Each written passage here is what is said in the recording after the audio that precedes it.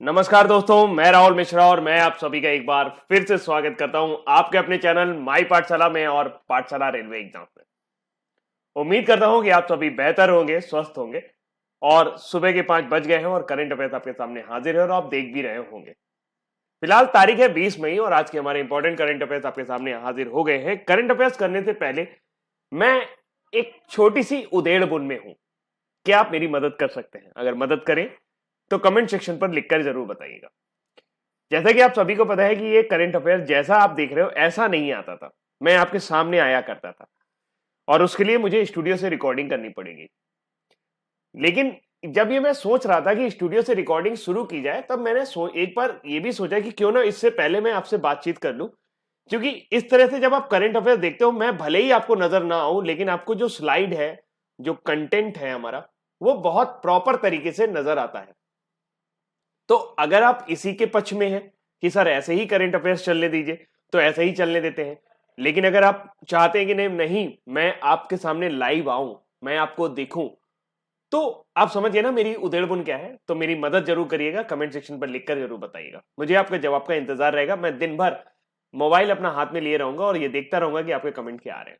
तो फिलहाल हाल ही में सरकार ने एक राज्य सरकार ने राजीव गांधी किसान न्याय योजना शुरू करने का निर्णय लिया है। ये योजना क्या है, इसके बारे में हम लोग बातचीत करेंगे। किस राज्य ने शुरू की है, इसके बारे में बातचीत करेंगे। और आज हम लोग करेंगे मध्य प्रदेश और आपका छत्तीसगढ़ का करंट अफेयर्स, यानी कि पिछले कुछ महीनों के दौरान मध्य प्रदेश और छत्तीसगढ़ में क्या क्या घटित हुआ है उसके बारे में बातचीत करेंगे। चलिए शुरू करते हैं पहली जानकारी की तरफ से। तो पहली जानकारी है राजीव गांधी किसान न्याय योजना। तो हाल ही में छत्तीसगढ़ सरकार ने इस योजना को शुरू किया है। यानी पहला जवाब तो आपको मिल गया कि राजीव गांधी किसान न्याय योजना जो है वो किसने शुरू की है? छत्तीसगढ़ सरकार ने। क्यों शुरू की है? तो छत्तीसगढ़ के मुख्यमंत्री हैं भूपेश बघेल जी। उनकी अध्यक्षता में मंत्रिमंडल की एक बैठक हुई और छत्तीसगढ़ में फसल उत्पादन को प्रोत्साहित करने और किसानों को कृषि सहायता प्रदान करने के उद्देश्य से राजीव गांधी किसान न्याय योजना शुरू करने का अनुमोदन किया गया है। इस योजना का शुभारंभ 21 मई 2020 को यानी कल होगा, क्योंकि उसी दिन राजीव गांधी जी की पुण्यतिथि मनाई जाती है। राजीव गांधी जी का आपको सभी को पता है कि ये भारत के छठे प्रधानमंत्री थे और इनकी हत्या कर दी गई थी, असैसिनेशन हो गया था इनका तमिलनाडु में। फिलहाल इस योजना के अंतर्गत धान, मक्का और गन्ना आदि की फसल के लिए 10,000 रुपए प्रति एकड़ की दर से प्रत्यक्ष लाभ यानी कि डायरेक्ट बेनिफिट ट्रांसफर के माध्यम से ये अनुदान राशि सीधे किसानों के खाते में दी जाएगी। राजीव गांधी किसान न्याय योजना के तहत राज्य के 18,75,000 किसानों को लाभ प्राप्त होगा। जैसी ये योजना है सब्सिडी देने वाली, ऐसी एक योजना प्रधानमंत्री किसान सम्मान निधि योजना भी है। उस योजना के बारे में भी आपको जो पता है वो आप कमेंट सेक्शन पर लिख सकते हो। इस संबंध में जारी सूचना के अनुसार राज्य सरकार ने इसके लिए बजट में 5100 करोड़ रुपए का प्रावधान किया है। तो हाल फिलहाल थोड़ी सी बातें आपको बताता हूं राजीव गांधी जी के बारे में। राजीव गांधी जी का जन्म 20 अगस्त 1944 को मुंबई में हुआ था और ये एक इंडियन पॉलिटिशियन थे जो भारत के छठे प्राइम मिनिस्टर यानी कि प्रधानमंत्री रहे थे सन 1984 से 1989 के दौरान। 1984 में इनकी माताजी इंदिरा गांधी जी की हत्या के बाद ये तुरंत प्रधानमंत्री बने थे और फिर उसके बाद जब इनका देहावसान हुआ, जब इनकी हत्या की गई 21 मई 1991 में श्री पेरम्बुटूर में, जो कि आपका तमिलनाडु में पाया जाता है, तमिलनाडु में है, वहां पर इनकी हत्या कर दी गई थी और मात्र 40 साल की उम्र में ये देश के सबसे युवा प्रधानमंत्री बनने का जो इनका सौभाग्य प्राप्त हुआ था। इनको भारत रत्न का पुरस्कार से सम्मानित किया जा चुका है, साथ साथ इन्हें इंदिरा गांधी प्राइज भी दिया गया है। अब बारी है छत्तीसगढ़ की न्यूज की। छत्तीसगढ़ से जुड़ी हुई कुछ बातें भी हम लोग देख लेते हैं। तो चीफ मिनिस्टर भूपेश बघेल हैं और उन्होंने अभी हाल ही में एक एम्प्लॉयमेंट ओरिएंटेड ऐप यानी कि एक रोजगार के लिए, जो रोजगार जुटाने के लिए एक ऐप जारी किया है, उसका नाम रखा गया है रोजगार संगी। तो हिंदी में भी स्लाइड है, परेशान नहीं होंगे, और इसको रायपुर से उन्होंने शुरू किया था। भूपेश बघेल जो हैं, इन्होंने अभी हाल ही में गौरेला पेंड्रा मायवेही नाम का एक 28वां डिस्ट्रिक्ट बनाया है, जिसको बिलासपुर से अलग किया गया है। ये छत्तीसगढ़ का 28वां डिस्ट्रिक्ट है, गौरेला पेंड्रा माहेवी। आंध्र प्रदेश जो है, अभी हाल ही में इसने पहली रैंकिंग पाई है पोषण अभियान में। पोषण अभियान आपका न्यूट्रिशन से जुड़ा हुआ यानी कि पोषण से जुड़ा हुआ अभियान है जो कि प्रधानमंत्री द्वारा चलाया जा रहा है। छत्तीसगढ़ जो है इसमें दूसरे नंबर पर आया है। छत्तीसगढ़ की राजधानी रायपुर है। गवर्नर अनुसुईया उइके यानी कि राज्यपाल वर्तमान समय में अनुसुईया उइके हैं। चीफ मिनिस्टर भूपेश बघेल हैं। नेशनल पार्क की बात करें तो इंद्रावती, कुटरू नेशनल पार्क भी जिसे कहा जाता है, कांगेड़ वैली नेशनल पार्क ये आपको छत्तीसगढ़ में देखने को मिलेगा, और गुरु घासीदास जिसे संजय नेशनल पार्क भी कहा जाता है, ये छत्तीसगढ़ का चौथा टाइगर रिजर्व है। स्टेट एनिमल की बात करें तो जंगली भैंसा। State bird Indian grey hornbill. Hornbill एक ऐसा पक्षी होता है जिसकी चोंच सींग के समान नजर आती है, बड़ी सी चोंच होती है इसकी। ट्री साल के वृक्ष जो है ये आपका राजकीय वृक्ष है छत्तीसगढ़ का। स्टेट फ्लावर लेडीज स्लीपर जिसे ऑर्किड भी कहा जाता है, ऑर्किड का फूल जो है ये स्टेट फ्लावर है। स्टेटहुड डे मतलब ये 1 नवंबर 2000 को मध्य प्रदेश से अलग करके इसको 26वां राज्य बनाया गया था, और इसके पहले सीएम अजीत जोगी थे, यानी कि पहले चीफ मिनिस्टर छत्तीसगढ़ के अजीत जोगी बने थे, जबकि पहले राज्यपाल डीएन सहाय थे। जिन लोगों को हिंदी में स्लाइड चाहिए उनके लिए हिंदी में स्लाइड उपलब्ध है, लेकिन हो सकता है कि इसमें थोड़ी बहुत गलती हो तो उनको आप थोड़ा सा नजरअंदाज कर देंगे ना। चलिए अगली जानकारी है, भारत जो है वो वैश्विक एमआरओ हब बनाया जाएगा। अभी हाल ही में निर्मला सीतारमण जी ने एक घोषणा की है, जो हमारी वित्त मंत्री हैं, उन्होंने बोला कि आर्थिक प्रोत्साहन पैकेज में वित्त मंत्री ने घोषणा की कि सरकार भारत को विमान के वैश्विक रखरखाव, मरम्मत और ओवरहॉल हब बनाने की तैयारी कर रहा है। मेंटेनेंस, रिपेयर एंड ओवरहॉल, इसे बोला जाएगा एमआरओ। विमान पुर्जों की मरम्मत और एयरफ्रेम रखरखाव 3 वर्षों में 800 करोड़ रुपए से 2000 करोड़ रुपए तक पहुंचने की उम्मीद है। तो एक नया सेक्टर भारत के अंदर बनने जा रहा है, जो कि विमान के मेंटेनेंस से जुड़ा होगा, रिपेयर से जुड़ा होगा और ओवरहॉलिंग से जुड़ा होगा। दुनिया के प्रमुख इंजन निर्माताओं को भविष्य में भारत में इंजन मरम्मत की सुविधा स्थापित करने की उम्मीद है, और इससे एक नया मार्केट भारत के अंदर आने वाला है। और मंत्री जी ने सार्वजनिक निजी भागीदारी यानी कि triple P, public private partnership के आधार पर 6 और हवाई अड्डों की नीलामी की भी घोषणा की है, जिन पर ट्रिपल पी के आधार पर उनको डेवलप किया जाएगा। एयर इंडिया, आपको पता है कि एयर इंडिया में अभी हाल ही में घोषणा की थी भारत सरकार ने कि वो अपनी 100% हिस्सेदारी बेच देगी, और एयर इंडिया का ऐसा लग रहा है जैसे घर वापसी होने वाली है। बहुत समय पहले टाटा समूह से ही एयर इंडिया को भारत सरकार ने लिया था, और फिर उसके बाद अब वापस टाटा समूह ही निकल के आ रहा है, जिसने सबसे बड़ी बोली लगाई है। वर्तमान समय में एयर इंडिया के चेयरमैन और मैनेजिंग डायरेक्टर हैं श्री राजीव बंसल, जबकि श्री विमलेंद्र ए पटवर्धन जो है ये ज्वाइंट सेक्रेटरी और फाइनेंशियल एडवाइजर है। इनके साथ साथ श्री सत्येंद्र कुमार मिश्रा जी भी, इनका भी अपॉइंटमेंट अभी हुआ था, ये भी अभी एयर इंडिया के ज्वाइंट सेक्रेटरी बनाए गए हैं।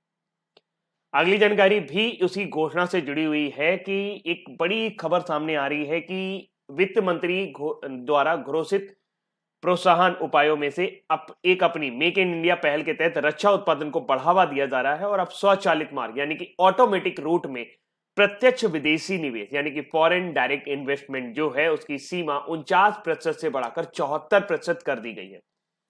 इसका मतलब यह है कि कोई भी विदेशी कंपनी अब भारत के रक्षा क्षेत्र में स्वचालित या रक्षा उत्पादन में यानी कि डिफेंस मैन्युफैक्चरिंग में स्वचालित मार्ग से यानी कि ऑटोमेटिक रूट के जरिए 49% से ज्यादा 74% तक अपना निवेश कर सकता है। कुछ समय पहले एफडीआई के नियमों में बदलाव हुआ था, जब पीपल बैंक्स ऑफ चाइना ने एचडीएफसी के शेयर अचानक से काफी ज्यादा मात्रा में खरीद लिए थे और अपनी हिस्सेदारी को बढ़ाकर 1.01% कर दिया था, जिससे भारत को थोड़ी सी दिक्कत हुई थी। भारत सरकार को थोड़ा सा ये समझ में आ रहा था कि कहीं ऐसा ना हो कि चाइनीज कंपनियां लगातार गिरे हुए मार्केट में, जो कि भारत का मार्केट इस टाइम गिरा हुआ है, पूरे विश्व का मार्केट गिरा हुआ है लेकिन भारत का भी मार्केट गिरा हुआ है, तो ऐसे में कंपनियों के शेयर जो है वो बड़ी तेजी से खरीदे जा सकते हैं, जिसमें जो विदेशी कंपनियां हैं उनका काफी ज्यादा निवेश यहाँ पर देखने को मिल सकता है। ऐसे में चाइना का जो एकाधिकार ना हो जाए हमारी भारतीय बाजार पर, इसलिए भारत ने एक रूल लाए थे, एक नियम लाए थे कि अब इसके जरिए जो भी पड़ोसी देशों से जो भी इन्वेस्टमेंट आएगा वो सीधे सीधे गवर्नमेंट रूट के जरिए ही आएगा, यानी कि उसके लिए सरकार की मंजूरी होना आवश्यक रहेगा। और अब दूसरा एक नियम सामने आ रहा है कि 49% से बढ़ाकर 74% कर दिया गया है प्रत्यक्ष विदेशी निवेश, जो कि रक्षा उत्पादन में होगा। मंत्री जी ने यह भी घोषणा की सरकार उन हथियारों और प्लेटफॉर्मों की एक सूची को अधिसूचित करेगी जिन्हें आयात नहीं किया जाएगा और केवल घरेलू उद्योगों से ही खरीदा जाएगा। लेकिन ऐसा भी नहीं है कि आप सब कुछ वहां से ले सके, कुछ पर्टिकुलर हथियार और कुछ सामान ऐसा होगा जिनको आपको घरेलू कंपनियों से ही खरीदना होगा। हर साल सशस्त्र बलों के परामर्श से इस सूची का विस्तार किया जाएगा और जो भी इंपॉर्टेंट होगा उसके हिसाब से भारतीय उद्योग और विदेशी दोनों को बीच में एक सामंजस्य बनाने की स्थापना की जाएगी। और इस तरीके से 49% से 74% का जो रूल है, ऐसा क्यों किया जा रहा है? क्योंकि भारत चाहता है कि थोड़ा सा भारत का जो विदेशी मुद्रा भंडार है, जो कि अभी हालात खराब है उसमें थोड़ा सा सुधार किया जा सके और उसको थोड़ा सा बढ़ाया जा सके। अगली जानकारी है प्रधानमंत्री उज्ज्वला योजना। एक दिन मैं ऑफलाइन पढ़ा रहा था और जब प्रधानमंत्री उज्ज्वला योजना आई थी तो मैंने सभी बच्चों से कहा जरा उज्ज्वला लिख के दिखाइए। तो बहुत सारे लोग उज्ज्वला नहीं लिख पाए थे। तो अगर आप भी उनमें से एक हैं जो उज्ज्वला नहीं लिख सकते हैं हिंदी में, तो वो जरूर देख लें, क्योंकि ये जो क्वेश्चन है ये हिंदी में जरूर पूछा जा सकता है। क्योंकि ये क्वेश्चन मैंने किसी एक पेपर में देखा था और फिर उसके बाद मैंने अपने क्लास के बच्चों से कहा तो वो वाकई में नहीं लिख पाए थे। तो मुझे पता चला कि वाकई उज्ज्वला लिखना कठिन है। दूसरी बात, प्रधानमंत्री उज्ज्वला योजना ये आपके डोमेस्टिक सिलेंडर यानी घरेलू ईंधन से संबंधित है और इसका जो मोटो है वो है स्वच्छ ईंधन बेहतर जीवन। जो भी योजना होती है वो कहां से शुरू हुई, किस राज्य से शुरू हुई, कब शुरू हुई, उसका मोटो क्या है और उसका मेन बेनिफिट क्या है, पूरा याद करने की जरूरत नहीं होती है, लेकिन उसका मेन बेनिफिट क्या है ये आपको जरूर पता होना चाहिए। तो वर्ष 2016 में शुरू हुई प्रधानमंत्री उज्ज्वला योजना ने अपने सफल कार्यान्वयन के 4 वर्ष पूरे कर लिए हैं। ध्यातव्य है कि इस योजना के कारण अब तक 8 करोड़ परिवारों को लाभान्वित किया गया है।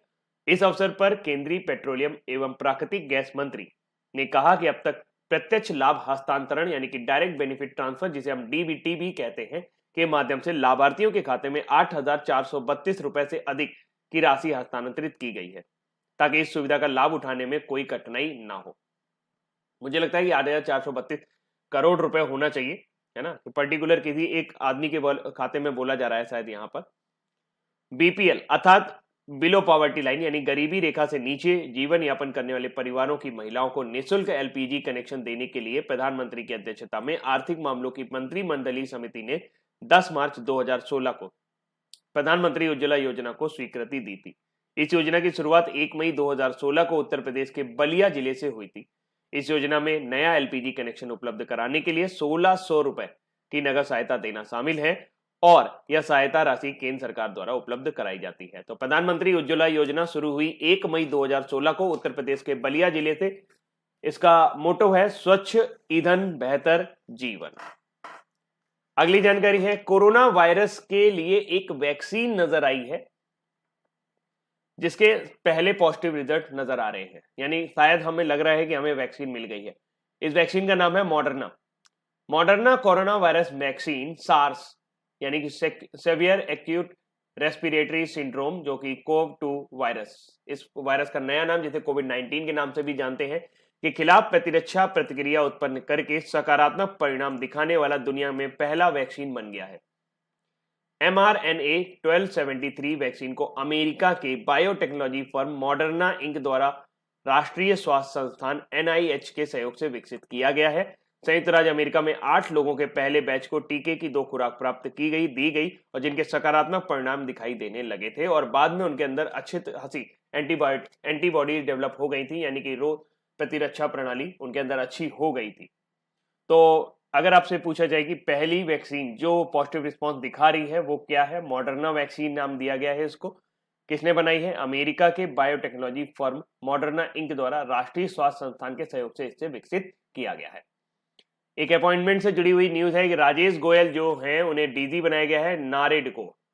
राजेश गोयल ने रियल एस्टेट निकाय national real estate development council के नए महानिदेशक का कार्यभार ग्रहण कर लिया है। डायरेक्टर जनरल बनाए गए हैं राजेश गोयल। इससे पहले वो हिंदुस्तान प्रीफैब लिमिटेड के अध्यक्ष और प्रबंध निदेशक के रूप में सेवारत थे। उन्हें आवास और शहरी मामलों के मंत्रालय के तहत अग्रणी सार्वजनिक उपक्रमों में लगभग 37 से अधिक वर्षों का अनुभव है।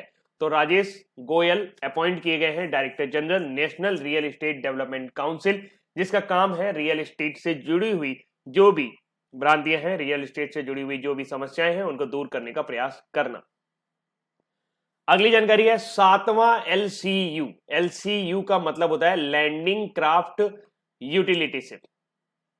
इस तरह के शिप का जो मेन काम होता है वो उपकरण और जो भी आपके नए नए युद्धपोत होते हैं या नए नए आपके जो भी सबमरीन्स वगैरह होते हैं उनके जो ऑपरेटर्स वगैरह होते हैं उनको बेस से लेके वहां जहाज तक पहुंचाना और जहाज से लेके बेस तक पहुंचाना। तो इस तरीके से आप ये कह सकते हैं कि ये समुद्र का लोडर होता है एक तरह का। तो INLCU यानी कि Indian landing craft utility ship L57 को पोर्ट ब्लेयर में भारतीय नौसेना में कमीशन किया गया है।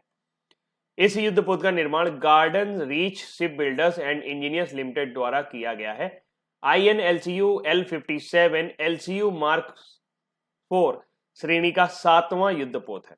इस युद्धपोत का मुख्य कार्य ट्रांसपोर्ट और मुख्य युद्धक टैंकों की तैनाती करना और सशस्त्र वाहन, सेना और जहाज से बेस तक उपकरण लाना और ले जाना है। मैंने कहा ना, ये समुद्र का लोडर होता है।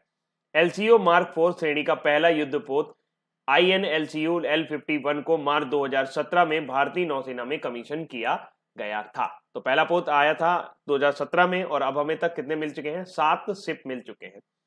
कुछ दिन पहले कमीशन से जुड़ी हुई बात करें तो आपके रक्षा मंत्री, union defence minister Rajnath Singh ji ने एक शिप लॉन्च किया था, इंडियन कोस्ट गार्ड शिप, जिसका नाम था सचेत। और साथ साथ उन्होंने 2 इंटरसेप्टर बोट C450 और C451 को गोवा में लॉन्च किया था वीडियो कॉन्फ्रेंसिंग के जरिए। सचेत जो है इसको गोवा शिप बिल्डर्स ने बनाया है, जबकि जो आपका ये इंटरसेप्टर बोट है C450, C451, इनको लार्सन एंड टुब्रो ने बनाया है।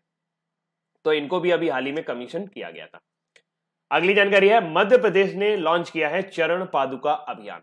आपने देखा होगा लगातार पलायन जारी है। मुझे तो ऐसा लगता है जैसे दिल्ली, मुंबई जैसे शहर तो केवल मजदूरों से ही भरे पड़े थे। लगातार इतनी मात्रा में मजदूरों का पलायन हो रहा है कि लगभग 50 दिन हो चुके हैं, लेकिन लगातार पलायन जारी है।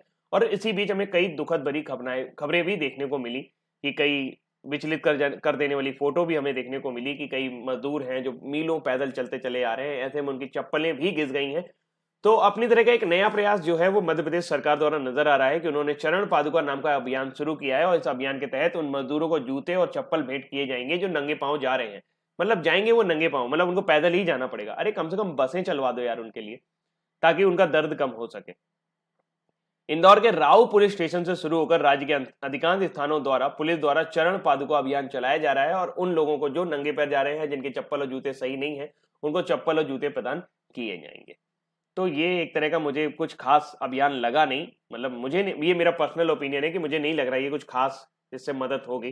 अगर आप कर सकते हो तो प्लीज उनको उनकी जगह तक पहुंचा दो, नहीं कर सकते हो तो जहां पर भी वो रह रहे हैं वहीं पर कुछ उनका इंतजाम कर दो। आप लोकल लेवल पे ये सारी चीजें कर सकते हो।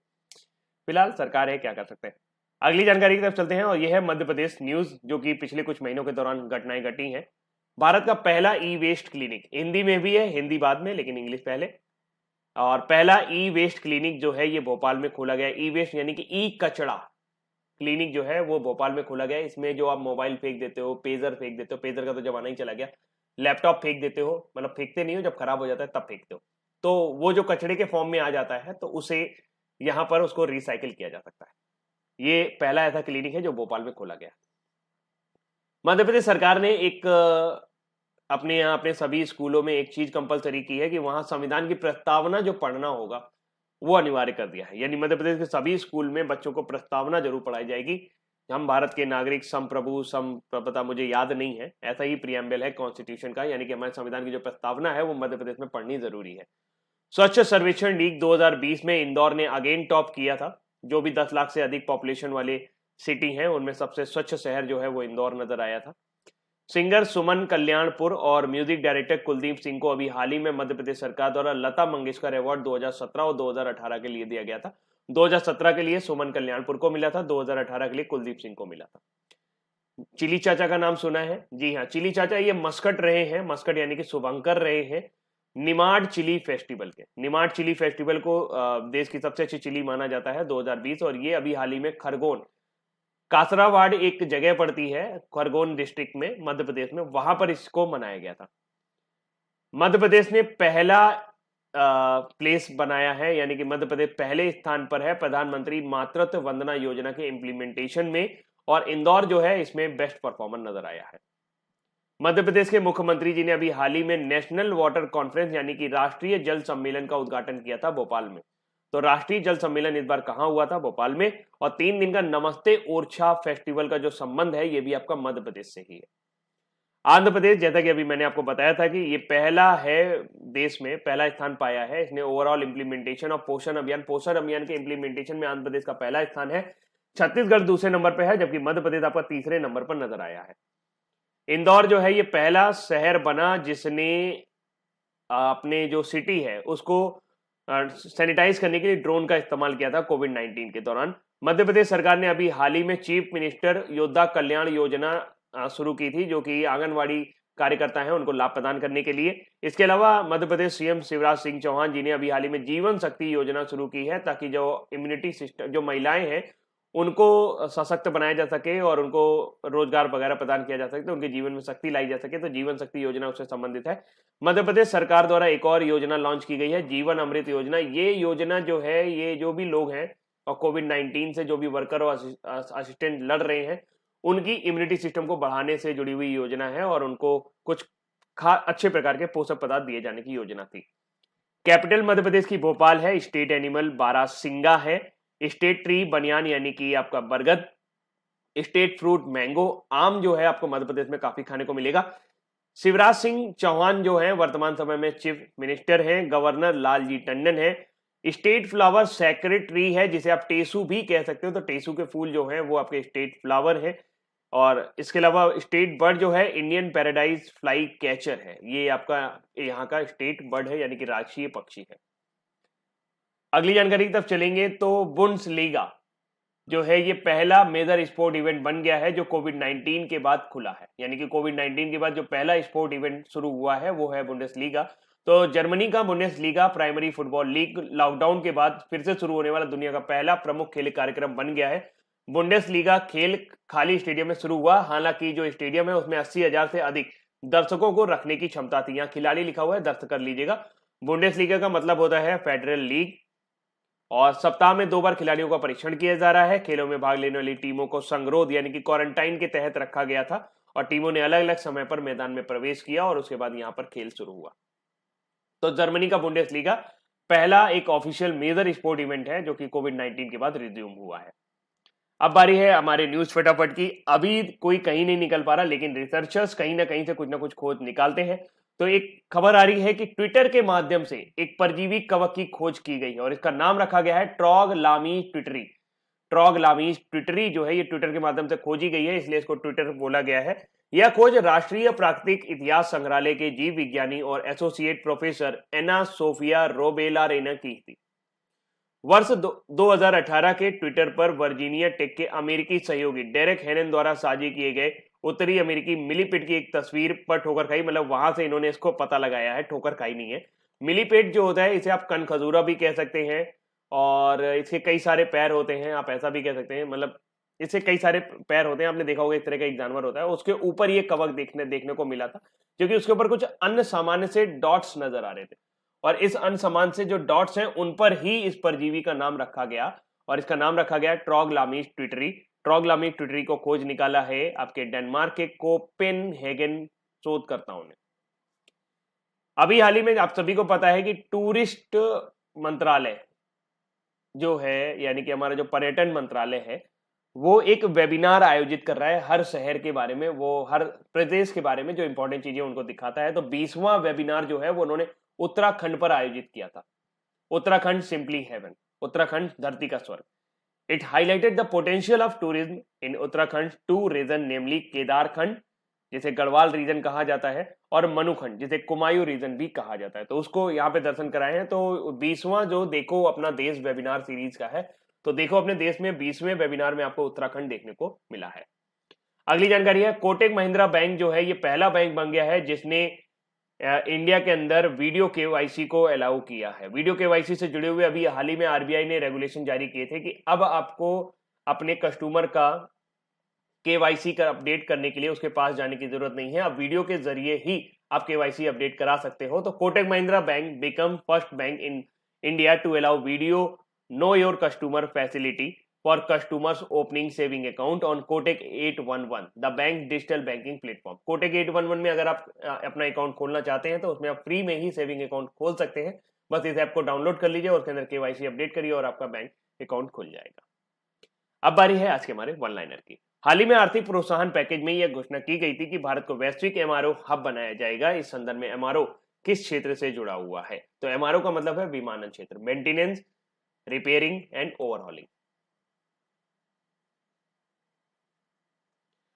आर्थिक प्रोत्साहन पैकेज में स्वचालित मार्ग के तहत रक्षा निर्माण में एफडीआई की सीमा कितनी कर दी गई है? तो 49% से बढ़ाकर उसको 74% किया गया है। प्रधानमंत्री योजना ने अपने सफल कार्यान्वयन के कितने साल पूरे कर लिए हैं? 4 साल पूरे कर लिए। 1 मई 2016 को इसकी शुरुआत की गई उत्तर प्रदेश के बलिया जिले से। हाल ही में किस राज्य की सरकार ने राजीव गांधी किसान न्याय योजना शुरू की है? तो राजीव गांधी किसान न्याय योजना के तहत 10,000 रुपए दिए जाएंगे किसानों को, छत्तीसगढ़ सरकार ने शुरू किया है। किस रियल एस्टेट निकाय ने national real estate developing council के नए महानिदेशक का कार्यभार संभाल लिया है? तो वो है राजेश गोयल। वीडियो केवाईसी की अनुमति देने वाला भारत में पहला बैंक कौन सा बना है? तो वह है Kotak Mahindra bank. INLCU mark 4 श्रेणी का कौन सा युद्धपोत है? 7वां। चरण पादुका अभियान किस राज्य में शुरू किया गया है? मध्य प्रदेश। और जर्मनी की बुंडेसलीगा प्राइमरी फुटबॉल लीग कोविड-19 लॉकडाउन के दौरान फिर से शुरू होने वाली दुनिया का पहला प्रमुख खेल कार्यक्रम बन गया है। किस सोशल मीडिया पर शोधकर्ताओं ने हाल ही में एक नई प्रजाति का कवक पाया? तो वह ट्विटर पर, और उसका नाम रखा गया है ट्रैगोमोलीज ट्विटरी। हाल ही में राज्य उत्तराखंड का देखो अपना देश वेबिनार श्रृंखला का 20वें सत्र का आयोजन किया गया। किस पर्यटन मंत्रालय द्वारा किया गया? तो इसे पर्यटन मंत्रालय द्वारा किया गया और इसका शीर्षक था उत्तराखंड सिंपली हेवन।